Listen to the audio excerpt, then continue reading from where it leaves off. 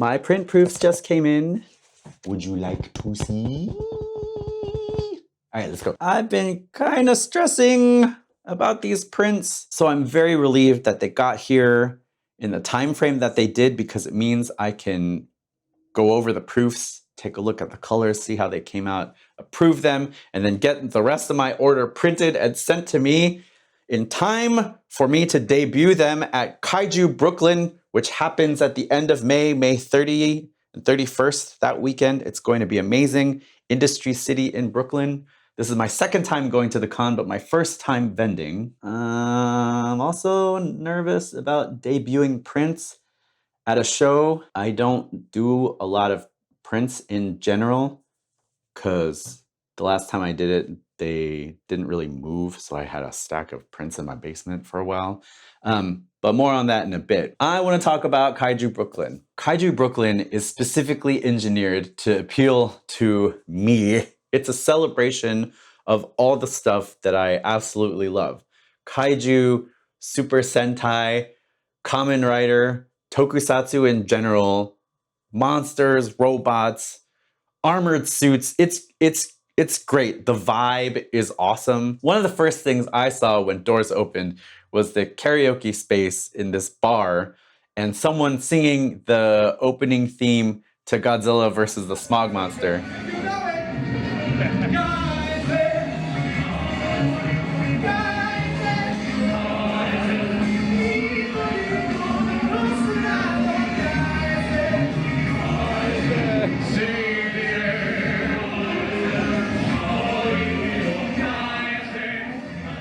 And I knew right away that this was my type of show. This was my convention. It was specifically engineered for me.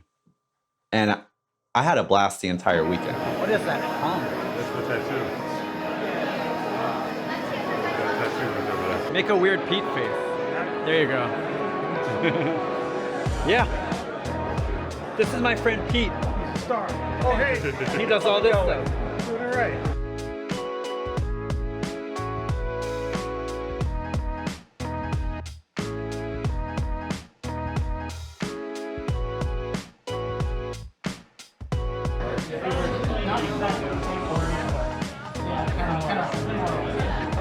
It's so shiny!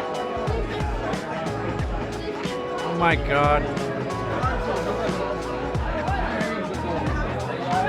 Oh my god!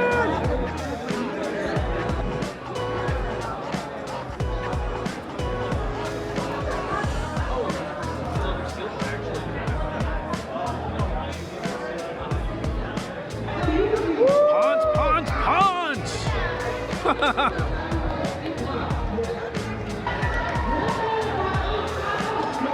Yes!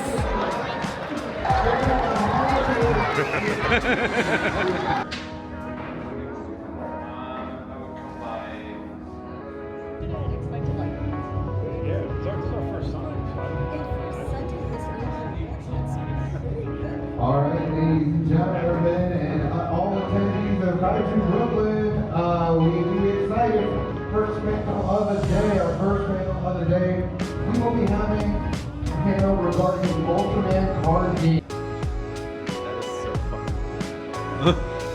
Rick was inches away from doing like pearlescent ink in his eyes. I loved it so much that when vendor applications came out earlier this year, I applied immediately. I got accepted, I ran around the house cheering like a maniac, and then a realization hit me. You don't sell any tokusatsu related merchandise! Panic grabbed a hold of my entire being. I love all this stuff. I love tokusatsu. I could talk to you for hours on end about various aspects of Kamen Rider. I used to make up stories about Godzilla to entertain my daughter when she was growing up. Like, I love this stuff. But if you took a look at my table setup and the things that I sell when I'm vending, you wouldn't be able to tell. I don't sell fan art. It's not like a moral stance, but it's kind of a stubbornness. Like, I want my things to be featured at my table and I want them to be good enough so that people come by and get interested and pick stuff up. But if you're going to a convention that's based around a certain type of fandom and you don't have anything of that fandom to sell, boy, it's gonna be tough. Now, if your art is awesome, like there are some people whose artwork is so good, it doesn't matter if it's something that you recognize or if it's a new thing. It's just so good that you'll wanna pick it up.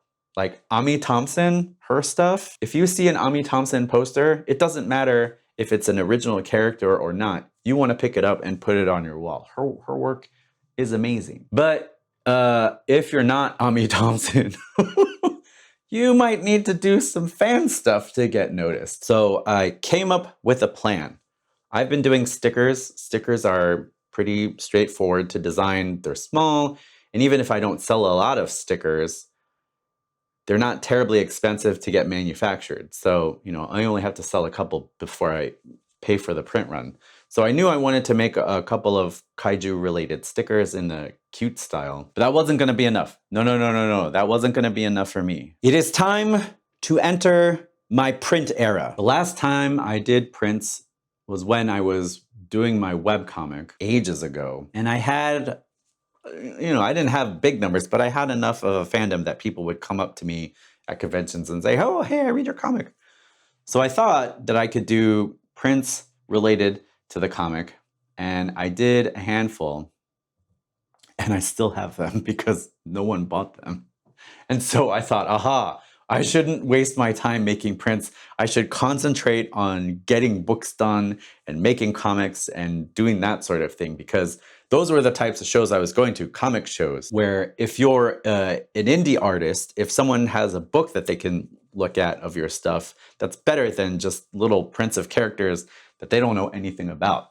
So I spent most of my early career working on that, and now I have a whole bunch of books. But now the problem is the books don't sell as well as they used to for whatever fucking reason.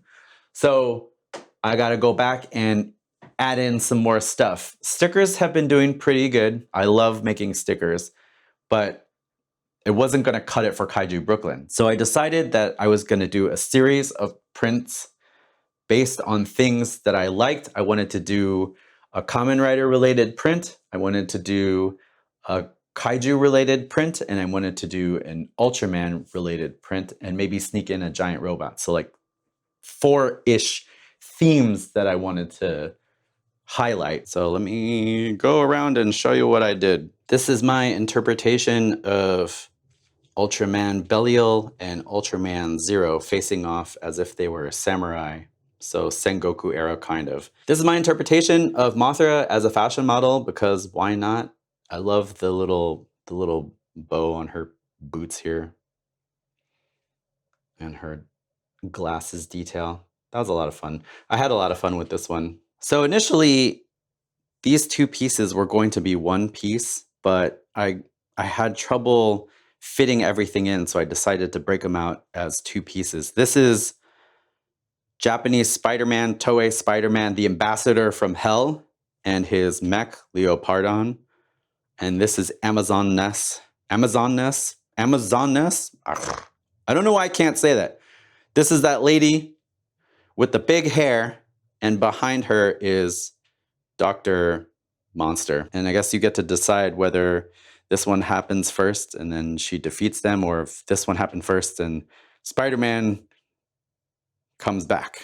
Not a lot of people know about Amazonness, so I'm not sure how well this is going to do, but I really like the composition of this one, so that's why I did it. And this is Kamen Rider Ainz. This is a pretty straightforward interpretation of the suit. So I usually like to put my own spin on a design, like with Amazonness. That's not exactly what she looks like in the show. And then Leopardon, the version of the show is way more blocky than this. So I like to put my own spin on stuff, but for this writer, I thought she was unique enough that I didn't really do too much in terms of updating the design or adding little tweaks to the design. I would love to do more writer stuff. I would love to do writer stuff for Toei, but I don't know how to get on their radar. So until then, prints. But I didn't want to just do fan works. I also wanted to do some original stuff too. And that's where these cicada prints come in. These are my cicadas. I love cicadas. I have a cicada tattoo. Hold on, let's see. There she is. I will put the names of what they're called next to them. I can't pronounce them, so I'm not going to butcher them, but I love them. They're so pretty. If you live in the region where these are found, these are your normal cicadas, but for me, these are new to me. So when I saw them online, I was like, these gotta be fake. But nope, those are the colorations. I love the idea that if somebody passing by these prints would say, oh, those look like cicadas, but they don't quite look like cicadas. Did this guy make them up? And then I can tell them, no, these exist in reality. Nature is weird and it's lovely. So this is a good print to contrast with these guys. So the cicadas are done through iPrint@home.com using a printing technique called giclée, where they just kind of dump all the ink that they can into the paper and it absorbs and makes the colors pop and much more vibrant. The blacks are way deeper. And as a result, these are more expensive. They're printed on Epson paper. I think it's velvet, Epson velvet. It has a really cool watercolor texture to it. You can tell that like the dark areas here are not as quite as dark as the dark areas in this print. So if you're doing a gallery show, like a fine art show, and you have work like this that you want to hang on the wall, order giclées because they just look phenomenal. Like the colors are just absolutely gorgeous. You know, if I didn't have these two to compare, you might not notice the difference. But because I do have them close to each other, like, man, if I could afford to do all of these in giclée, that would be awesome. But then I don't know, I would have to sell them for way more than I think people would be willing to buy. The nice thing about iPrint from Home is they also do these weird dimensions. I don't know if this is a weird dimension, but 4x8, that's kind of cool. All the 11x17 prints are done on heavy cardstock with a felt texture through cat print. And that's the prints. That's my prints. That's all my prints. Woo! I'm so happy with the way these came out. I was a little unsure about the colors for the bigger prints because the paper samples that Cat Print sends over just have like black text, and the paper that I chose, it was not as deep as some of the other samples, but I love the way the colors turned out. The feel of the paper is really nice. iPrint from Home does an amazing job with giclée style prints. So if you're looking for that kind of thing, they're more expensive than, you know, the poster style stuff, but the quality is amazing. You can see how deep the blacks are in those cicada prints. So those are going to be fun. I'm debuting all of these at Kaiju Brooklyn, May 30th through 31st, Industry City, Brooklyn, New York. It's going to be a lot of fun. After the show, I'll probably put a bunch of these up online. So if you can't make the show, you'll be able to purchase them. I think I'm going to release them first to my patrons. So if you're a member of my Patreon, you'll get a notice that when these go up and stuff like that. And then, yeah, print era. My print era has begun. Hopefully these will be around for a long time so I don't have to do new prints often, but maybe like one every other month or every quarter or something like that. I don't know. I feel like I jumped way into the deep end with like the number of ones that I did for this show. So I'm gonna let these soak for a while, see how well they do, and then add in some new ones here and there and stuff as I go. I really would like to do more original work, but I feel like to start off with, if you're not doing fan stuff, it's leaving money on the table. So thank you for listening to me ramble about cool things that I like, and I hope to see you at a future show, and I hope you have an awesome rest of the summer because it's going to be a long one. See ya.